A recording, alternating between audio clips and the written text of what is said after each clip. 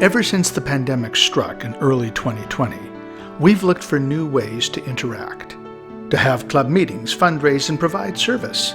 We became increasingly aware that this new normal was going to be with us for a long time.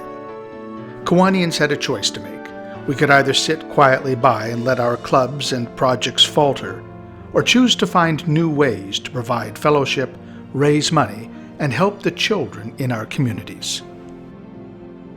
Kiwanians are doers. Since 1915, we've risen to the occasion and made good things happen. Through the Great Depression, world wars, through good times and bad, we've stepped up to the plate and excelled at making lemonade out of lemons. Today, this is no exception. The Kiwanis Foundation of Canada is pleased to bring you this video presentation in our Kiwanis Post-Pandemic Education Series. We call it Kiwanis PPE. In this video, we'll be zooming in on our meetings. Hi, my name's Gary Levine. Many, but not all of our clubs are now using online tools such as GoToMeeting, Google Meets, or Zoom as a means of keeping in touch with members and conducting club business. Zoom quickly rose to prominence because of its ease of use and relatively low cost.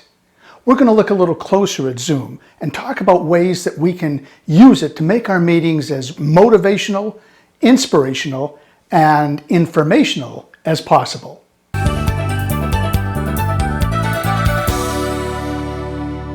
We're going to assume that you already have a Zoom account and are relatively familiar with the tool. If not, open up your web browser. It doesn't matter if you're using Safari, Google Chrome, Firefox, or Microsoft Edge. Navigate to zoom.us. This is Zoom's homepage on the internet, regardless of whether you have downloaded the desktop application. Right now, we're using a computer, but it doesn't really matter whether you're using a computer, a mobile phone, or a tablet. Everything is just a little bit bigger and a little bit easier to find on a computer. Once here, you'll want to sign in if you already have a Zoom account. You can always start with a free account, but we suggest that your club use one of the low-cost paid accounts in which they remove the 40-minute time limit. Before we look at some of the settings most relevant to conducting a successful club meeting, I want to stress the importance of choosing an individual in your club to act as your Zoom moderator. This is important for a couple of reasons. Not only does it actively engage a Kiwanian in the club meeting process, it removes the technical running of the meeting from the club president so that he or she can concentrate on the agenda and the content of the meeting itself. We find the Zoom settings by clicking on My Account and then Settings on the left. Zoom conveniently separates their settings into three main sections: Meeting, Recording, and Telephone. Most of the settings can be found in the Meetings tab. Many of these settings come down to personal choice, but there are a few that I recommend. I'd leave the waiting room turned off right now and enable meeting passcode. As well, I'll require participants to enter the passcode if calling in from a phone. If they're using their computer, I want to embed the passcode so that they don't have to enter it. I want to make it as easy as possible for Kiwanians to join the meeting. You will want to allow Kiwanians to use either their telephone or their computer audio. It's a good idea to have all attendees begin with a muted microphone. This not only encourages participants to become familiar with their mute button, but it's less disruptive when latecomers join. You will want to enable co-hosts, allow participants to rename themselves if they wish to, and to use video virtual backgrounds. This page allows you to choose to automatically record your Zoom meetings. Take note that regardless of this setting, you can always click the record button and begin a recording session during the meeting itself. There are a couple of reasons why you might want to record your club meeting. First of all, it gives members who are not able to attend an opportunity to watch the meeting at a time that's convenient for them and stay informed. It also helps your club's secretary or newsletter editor go back and review something that they may have missed and aren't quite sure of. Think of it as a no-cost safety that can always be deleted if you like. Now, like with the recording section, you can always change your selections on an individual meeting-by-meeting basis. Here, you can choose to show a link to the Zoom International telephone numbers that might be important to your attendees and choose which country your attendees will be calling in from. In our district, Canada and the United States are the primary countries that should be selected. Now that we have completed configuring our default settings, let's create our first club meeting. We'll begin by clicking on Meetings on the left navigation menu, and then click Schedule a Meeting. Knowing that this is going to be a regular club meeting, I'm going to name it simply Kiwanis Club Meeting. I'm not going to enter when, duration, or time zone, but I am going to check Recurring Meeting and then select No Fixed Time. This will create a meeting that I can use repeatedly, time and time again, whenever I want. If I was going to set up a specific meeting, a committee meeting, or a board meeting, I could choose to give it a specific time and date. You'll notice that the other options, audio, etc., are already selected. That's because we've made those selections in the default settings area. I could change them if I want. Once I click Save, I can then copy my invitation and send it to whoever I want to send it to. Now, you'll recall that I've already spoken of the importance of the host, co-host, or moderator not being the club president. That's because this is the person who's tasked with technically running the meeting. The moderator will look after muting microphones, playing meeting videos, recording sessions, and spotlighting speakers. Spotlighting is the Zoom technique for highlighting intended speakers and making sure that others with stray audio don't pull focus. We've all been to Zoom meetings when someone with a mic that hasn't been muted coughs, sneezes, or simply makes a sound that promotes them to center stage. Spotlighting ensures that this doesn't happen. It's easily done and can greatly enhance the watchability of your meeting. Just before we turn it over to Steve Siemens, let me take a moment to talk about your camera placement and your lighting. It isn't necessary to go out and buy any equipment, but it is necessary to have a light source in front of you shining on your face.